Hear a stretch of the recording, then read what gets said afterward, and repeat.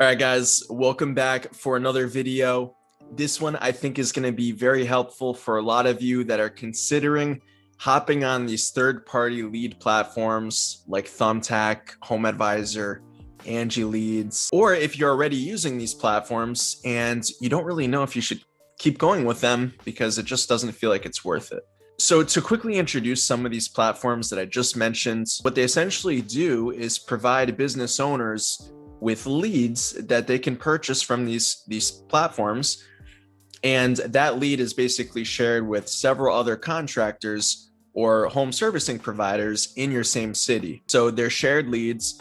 And typically how it works is the first person who gets a hold of that lead is most likely to win the job. Now, as a cleaning business, you might be paying anywhere from about $15 to maybe $25, $30, sometimes more, especially if it's, let's say, a commercial cleaning lead. But I would say somewhere in that $15 to $30 range tends to be, typically average across all platforms. The actual likelihood that you're going to convert that lead, it depends on several factors. As I mentioned, one of the main ones is just speed to lead, meaning the first business that's able to get a hold of them is probably going to win that job.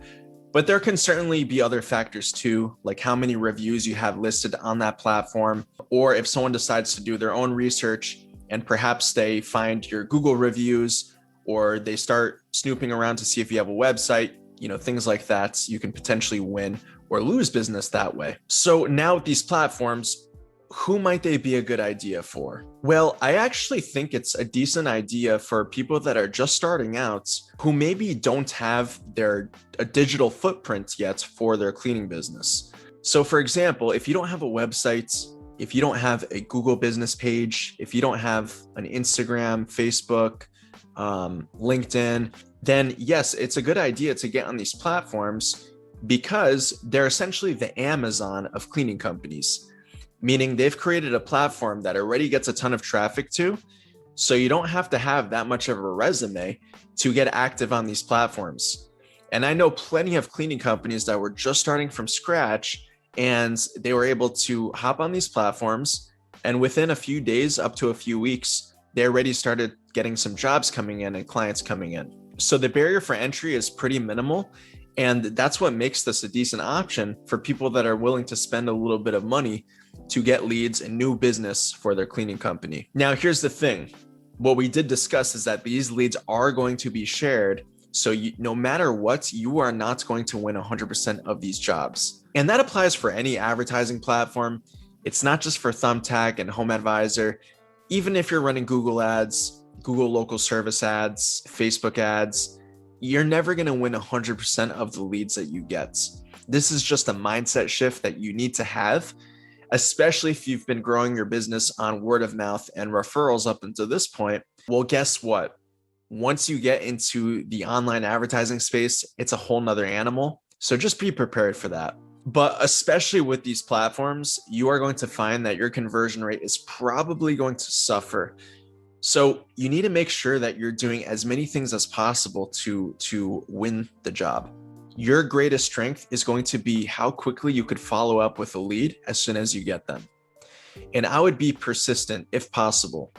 If you get their number, let's just pretend that you talk to this lead and it doesn't turn into a job quite there. They have to think about it or talk to their spouse, whatever. Hold on to their information and follow up with them multiple times. Because there is possibility that these people don't really find a cleaning company that works for them. And if they see that you're persistent enough to follow up, they might just give you a chance. And that leads me into point number 2, which is to follow up multiple times. So what most cleaning companies will do is when they receive a lead on this platform and it doesn't materialize into anything, they might have that person's contact information, meaning their name, email, phone number, but they won't do anything with it. They'll get it, they'll see that the lead didn't convert and they say, oh, whatever, and basically throw it into their mental trash.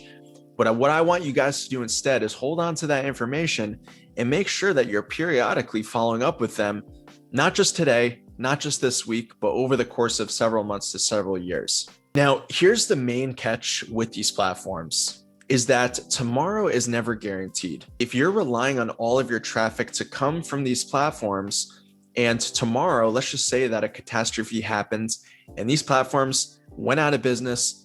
Just like that, your whole lead flow just dried up. This is why it's so important for you guys to start building some of these things in the background while you're using these platforms. So this would be things like your Google My Business, your websites, your social media pages with content.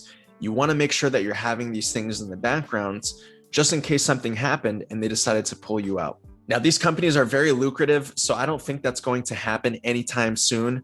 But still, just long term, you don't want to really rely on one platform to get you all of your traffic, especially if it's shared leads. It's just much better to cultivate that traffic yourself and have people come directly to the source. So that's pretty much my honest assessments of these lead aggregators is, yes, when you're starting out, you got to do whatever you got to do to get to your first couple jobs and clients. And I think this is a viable option for many businesses. And I actually do know some businesses that are fairly intermediate, if not advanced, that still spend money on these platforms. But long term, I do think it is very important, as I said, to start building a brand for your cleaning business and doing some of the other things that I talk about on this channel, like creating a high converting website or landing page, getting your paid ads set up, getting active on Google My Business, content marketing, all of that good stuff. All right, so hopefully this gave you guys some insights. Let me know if you have any questions. And I would also be curious to hear from you guys. Are you currently using these third-party lead platforms, or have you used them in the past? And if so, what has your experience been like? So drop a comment below, let me know. Aside from that, make sure you subscribe if you're not already, and I'll catch you in the next one.